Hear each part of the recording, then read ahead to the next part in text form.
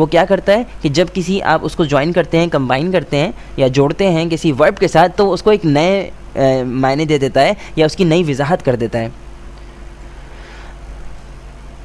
So should is used to express mild suggestions or mild advice. For example, my room is dirty, I should clean it.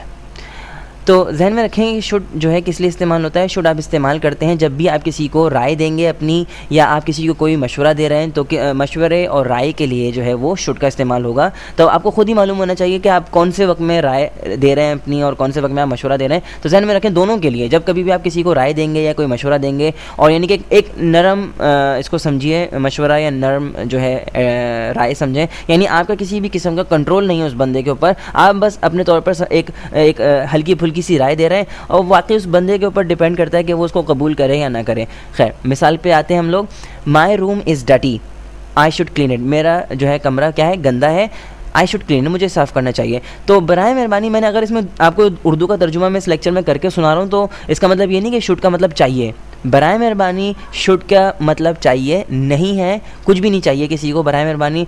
तो should का कोई मायने नहीं है. Should क्या है, सिर्फ इजहार कर रहा है यहाँ पर राय का कि आप ये समझते हैं कि जी ये काम करना बेहतर है. दूसरी मिसाल पे नज़र डालते हैं.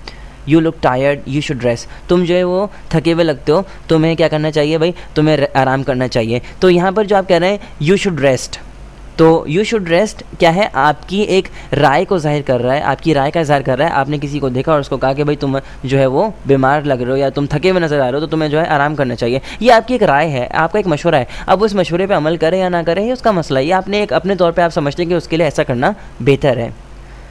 एक और मिसाल पे नज़र डालते हैं. She looks sick, she should see a doctor. वो बीमार दिखती है, उसे डॉक्टर से मिलना चाहिए, उसे डॉक्टर को दिखाना चाहिए.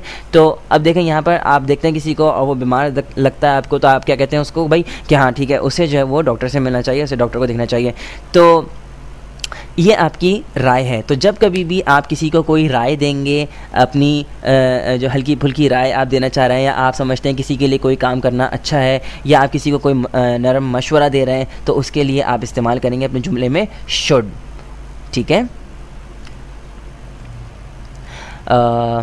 और एक अहम चीज़ कि भाई हम हमेशा शुड को जो है वर्ब की फ़र्स्ट फॉर्म के साथ इस्तेमाल करते हैं, और हम वर्ब के साथ टू का इस्तेमाल नहीं करेंगे, और ना ही हम एस और यस का इजाफा करेंगे. जैसे आपको मालूम है कि प्रेजेंट सिंपल टेंस में हम एस और यस का इजाफा करते हैं जब सब्जेक्ट में थर्ड पर्सन सिंगुलर होता है. तो बराए मेहरबानी किसी भी मॉडल वर्ब के अंदर और शुड के अंदर ख़ास तौर पे, और कैन में, आई मीन तमाम मॉडल वर्ब्स के अंदर हम जो है वर्ब की फ़र्स्ट फॉर्म इस्तेमाल करते हैं, और हम कोई और सी फॉर्म का भी इस्तेमाल करते हैं. वो एक अलग बात है, वो एक यानी कि एडवांस लेवल है. जब हम बाद में मैं आपको इंशाल्लाह जब हम एडवांस लेवल पे पहुंचेंगे ज़रूर ये बात बताऊंगा. खैर अभी आप इतना ध्यान में रखें कि तमाम मॉडल वर्ब्स के साथ हम वर्ब की फ़र्स्ट फॉर्म इस्तेमाल करते हैं, और हम टू का इजाफा नहीं करेंगे और ना ही एस और एस का इजाफा करेंगे. मिसाल के तौर पे जो करेक्ट फॉर्म है वो क्या होगी, जो करेक्ट जुमला है, सही जुमला क्या है, he should study with great concentration. Incorrect यानी कि गलत क्या हो सकता है, he should to study with great concentration. जहन में रखें कि वर्ब के साथ टू का इजाफा नहीं होगा. जैसे कि आप करेक्ट जुमला जो नज़र आ रहा है सही जुमले में ही should study with great concentration, ये जुमला सही है. अब जो गलत जुमला है वो क्या है, he should to study with great concentration, तो टू का इस्तेमाल नहीं होगा. इसी तरीके से एक और गलत जुमले पे नज़र डालते हैं. He should studies with great concentration, ये एस और एस का इजाफा या आई ई एस का इजाफा भी हम नहीं करेंगे. एक और incorrect sentence, he should plays actively. So यहाँ पर आप देख रहे हैं कि प्लेज एस हमने इजाफा किया है, और ये चीज़ हम प्रेजेंट इंडेफिनिट टेंस में या प्रेजेंट सिंपल टेंस में करते हैं. लेकिन हम जब कभी भी मॉडल वर्ब इस्तेमाल करेंगे तो हम प्लीज़ उसके अंदर ये चीज़ नहीं करेंगे, ऐसा इसका इजाफा नहीं करेंगे. और एक और अहम बात मैं आपको बताता चलूँ कि जब ये शुड या कैन जो है, और शुड की अभी हम बात कर रहे हैं तो शुड की मिसाल देता हूँ मैं आपको कि शुड जो है वो प्रेजेंट यानी कि ज़माना हाल में जब आप किसी को राय देंगे उसके लिए इस्तेमाल होता है. ठीक है, जब आप किसी को राय दे रहे हैं या मुस्तकबिल में आप राय देना चाहते हैं तो उसके लिए जो है आप शुड का इस्तेमाल करेंगे. तो ज़हन में रखें कि जब आप ये हाल में जब किसी को राय दे रहे हैं या प्रेजेंट में किसी को राय दे रहे हैं तो उसके लिए आप शुड का इस्तेमाल करेंगे. अब हम नज़र डालते हैं कॉन्ट्रैक्शन पर कि contraction of should with not, यानी कि नॉट के साथ कॉन्ट्रैक्शन शुड की कैसे होती है. तो should plus not is equal to shouldn't. ज़हन में रखें कि आमतौर पे अंग्रेज़ी ज़बान में आम बोलचाल के अंदर कॉन्ट्रैक्शंस का बहुत ज़्यादा इस्तेमाल होता है, और ऐसी अंग्रेज़ी को बहुत अच्छा समझा जाता है. तो क्योंकि ये आम चीज़ है अंग्रेज़ी बोलचाल में, तो ज़रूर इसका इस्तेमाल करें. अब हम नज़र डालते हैं स्ट्रक्चर पे। सबसे पहले affirmative, subject plus should plus first form of a verb plus object. We should help the poor, हमें गरीबों की मदद करनी चाहिए। She should come on time, उसे वक्त पे आना चाहिए। नेगेटिव पे नज़र डालते हैं।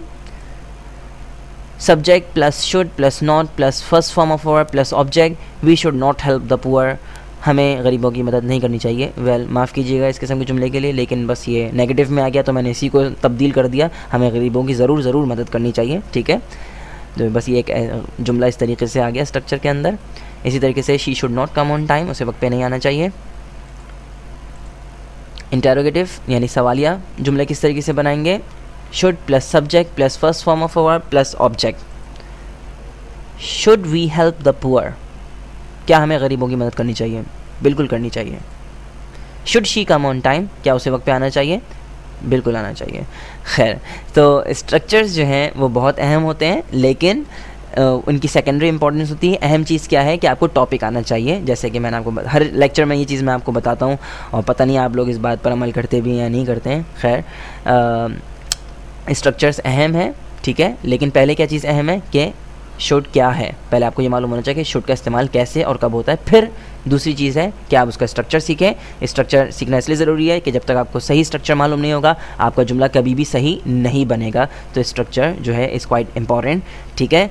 और एक्सरसाइजेस सॉल्व करने के लिए please visit my website www.a2zoffenglish.com। और अगर आपको मेरा ट्यूटोरियल पसंद आया तो प्लीज़ रेट दिस वीडियो, ज़रूर रेट कीजिएगा। और मैं हूँ फैसल समीउल्लाह, इंशाल्लाह आपसे अगले यूनिट में मुलाकात होगी। तब तक के लिए अल्लाह हाफ़िज़।